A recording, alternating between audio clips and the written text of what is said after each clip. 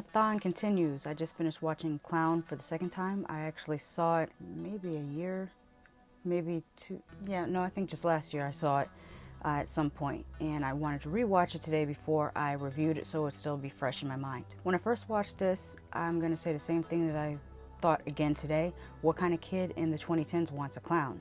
They don't want clowns, they want tablets and 4G lightning speed internet.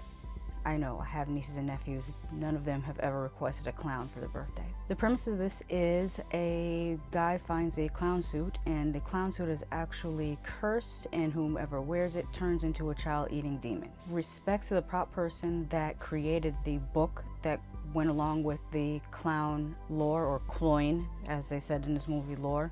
The book looked really antiquated and the illustrations in it were really good. I wish they would have shown the illustrations for just a little bit longer on screen because they were very good. The mythology associated with the cloyne in this movie, as it was told, it's so convincing that I actually Googled to see if the writer had been inspired by some Norse or Celtic or Scandinavian type folklore, but I didn't find anything. If somebody out there knows more than me and they know or found out that this was inspired by something else, please let me know. But I just thought the mythology, the way it was written, was really believable. I'm not going to spoil the movie because it's better if you see it for yourself, but I will tell you a couple of things about the movie. The effects were really good. Everything looked very realistic as far as the death scenes went.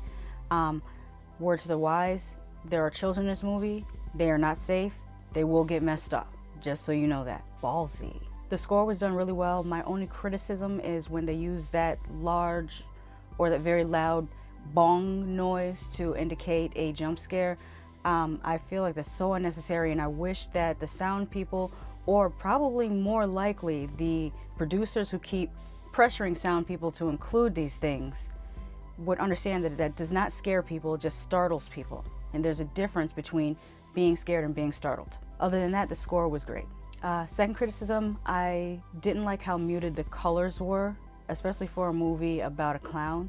I know that this became very popular after Saw, because Saw did make use of this muted kind of grayish green color scale, but within the story it made sense. And also, if you notice, if you go back and watch Saw, it isn't throughout the whole movie. It's only in certain scenes that filter was used. And unfortunately, because of the success of that, you have so many other movies trying to copy that, but they use the filter throughout the movie, or they crank it up too high, and it just makes the movie look horrible. In this case, it wasn't so bad. It was just, you know, minorly noticeable. But for a movie about a clown, I would want the colors to be a little bit more vibrant. I miss vibrant colors in horror, so much so I really, like, while we're talking about that, why don't we also stop with all the sepia and let's put that green filter to rest as well. That's why I stopped watching Chiller 2 years ago, because every time I turned on Chiller channel, there was some super boring horror movie on with this ugly green filter and the day for night crap that they keep using. And if you don't know what day for night is, it's when a scene is shot in the daytime and then they apply a filter to make it look like it's shot at nighttime. The fact that I can pick up on it means that you either didn't do it right or it's not working. Side note, since we're going into Tangentville, it doesn't have to be nighttime for something to be scary. If you remember, most of Texas Chainsaw Massacre was filmed during the daytime. The kill scenes were during the daytime. Other movies like Candyman, Insidious, The Conjuring all had extremely scary scenes that happened during the daytime, so it's not necessary for all horror to occur at night. By the way, the last movie that I saw on Chiller was called The Dead Girl, and I wrote a review about it on my site, which is whatajustwatched.com. I don't remember what I wrote in the review, so I should go back and reread it myself. But I do remember not liking the filter and everything seeming like it was very green, maybe bluish. But it just had this filter where all the color was just drained out of it. And I know they're trying to make you feel like, oh, this is a very dead and sickening environment. But don't just mute the colors. It's not the same thing as telling a story. The characters in this were pretty decent. I like the older gentleman that told about the folklore of the cloyne and had the book and had the experience with the cloyne suit before. The most irritating character, though, was the wife. Oh my God.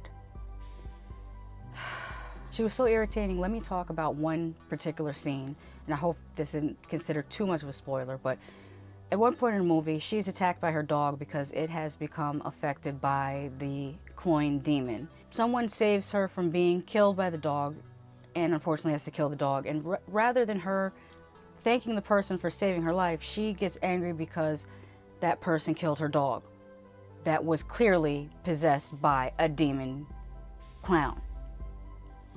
What do you not get about this?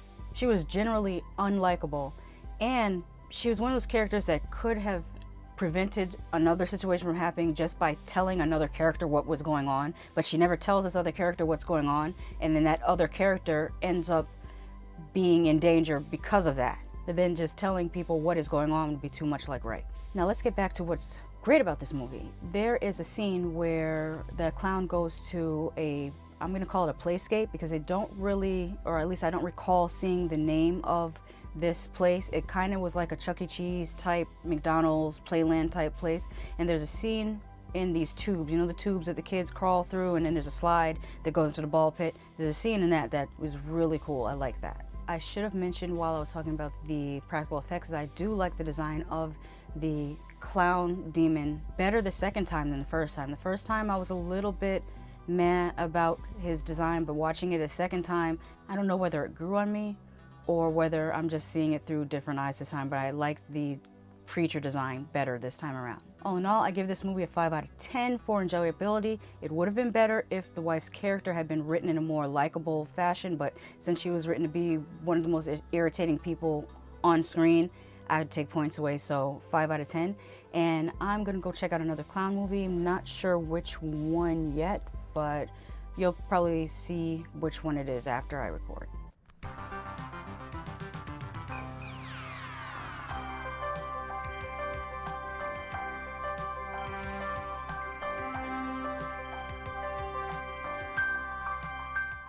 Hey guys, I just finished watching Kruel, sort of. I'll explain that a little bit later. Let's just get into it. We meet our two main characters. They're making out in a car, and the girl stops to tell the guy that he's been acting strange for a long time, and then he admits that he's been cheating on her, and she kind of goes off, freaks out on him, and breaks up with him. Meanwhile, all this is happening, there's somebody creeping up along the back of the car, and then it cuts to the title card, and then it cuts to her parents waking up at 3 in the morning and realizing that she hasn't come home yet. When she gets home, we find out through her mother's dialogue that she ran track in college but dropped out due to an injury, and it borders on lazy writing, and it violates the whole show not tell rule, but oh well. Then they proceed to ground her, which I didn't understand whether you could get grounded in college, because when I was in college it was pretty much follow the rules or GTFO, because you're an adult, you don't have to stay here, you can leave, you can go get a roommate, you can go live on campus, whatever. Which I mean, my first 2 years I lived on campus, so that was, different situation. But I just thought that was kind of funny that they grounded her and she's college age. But I guess, it could happen. I'm sure you can tell from my inflection that I am not too enthusiastic about this one. I'm trying to make it just through this review. I was trying to make it through the movie, but trying to make it through this review is almost as difficult. So anyways, our main character is a nanny, and one day she's watching his two little boys, and she sends them out to go get ice cream, and one of them runs back in frightened of something, so she goes out to see what's up, and ice cream truck driver is dressed like a clown, well, just has clown makeup on his face. I think he had regular clothes on. He was acting like a complete offie nutball, and then he drives away. 25 minutes in, and the little boy she's supposed to be watching, the younger one, goes missing while she's arguing with her boyfriend. And I guess that's supposed to be like the main storyline of the movie, but it was so boring. I can just about sit through anything.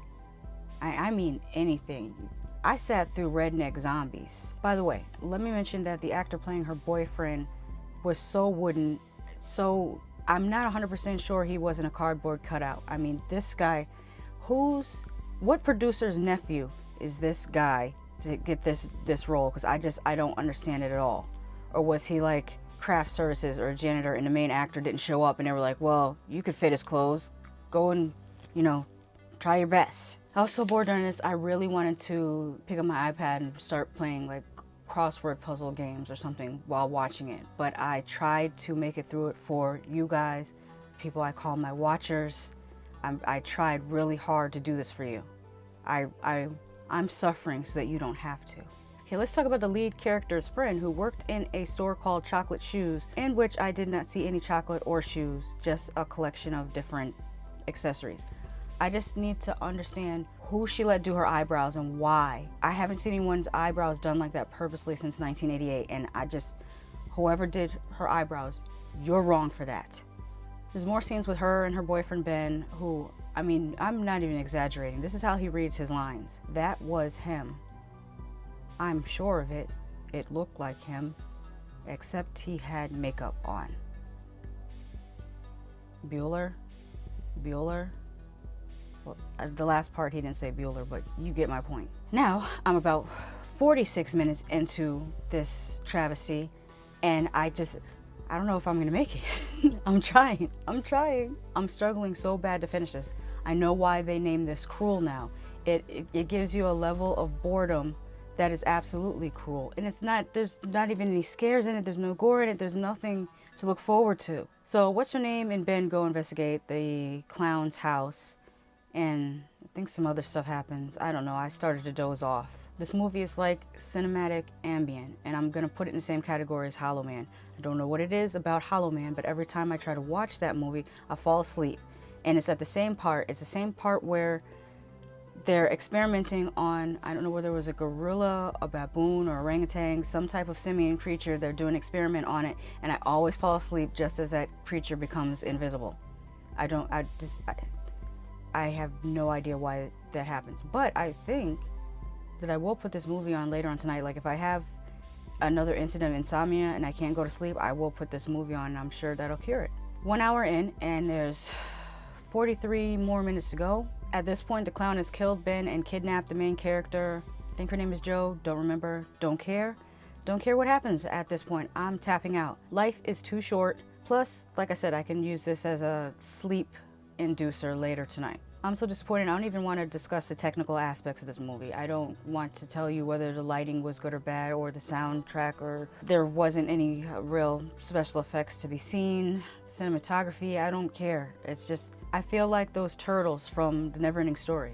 We don't even care if we care. Hopefully the next one will be better. The next clown movie will be better than this one. I'm giving this a 1 out of 10 for enjoyment. And the 1 is just because it happened. They completed it as a project. It's kind of like a participation consolation award. Yeah, so I would not watch Kruel unless I can't think of a reason. Well, yeah, the reason that I just gave. If you want to go to sleep, watch it. I am thankful that this movie is free on Roku and I did not pay to see it. I mean, I'd be mad even if I watched it on Netflix, because that's still technically paying. All right, on with the clown-a-thon. Oh, I forgot to say my usual sign off. Just because I like something doesn't mean you won't hate it, and just because I hate something doesn't mean you won't like it. So I usually would say watch it for yourself and tell me how you felt about it, but I feel like it would be abusive, borderline, to tell someone to watch this movie. So if you happen to have stumbled upon this and survived it, go ahead and tell me what you thought of it.